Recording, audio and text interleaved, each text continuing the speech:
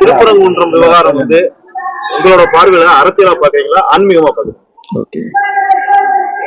இப்போது அரசியல் வேறு ஆன்மீகம் வேறு என்றா இருக்கிறது, அல்லது ஆன்மீகத்திற்கும் அரசியலுக்கும் சம்பந்தமே இல்லை என்றா இருக்கிறது?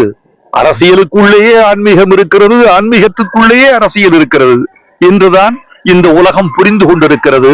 அதைத்தான் அரசியல் தளங்கள் விரும்புகின்றன என்றும் நான் நினைக்கிறேன்.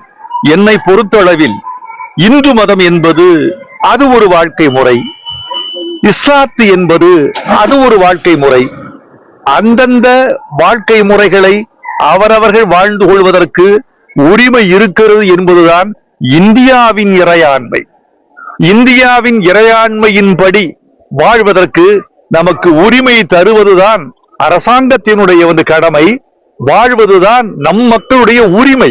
அந்த உரிமையை, கடமையை யாரும் தவறாக புரிந்து கொள்ள வேண்டாம், தவறாக வழிநடத்தவும் வேண்டாம் என்பது பொது மனிதனாக, இந்திய சமூக பிரஜையாக என் எண்ணம். நன்றி. ரொம்ப நன்றி.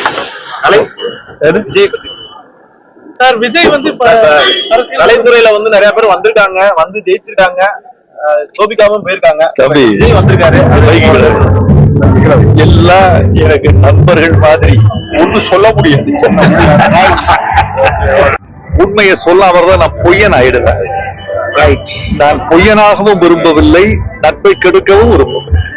இதான உண்மை, இதான உண்மை. நான் அந்த பொசிஷன்ல இருக்கேன். இது நீங்க கேட்டீங்க, இது உண்மையா நான் நினைக்கிறேன்.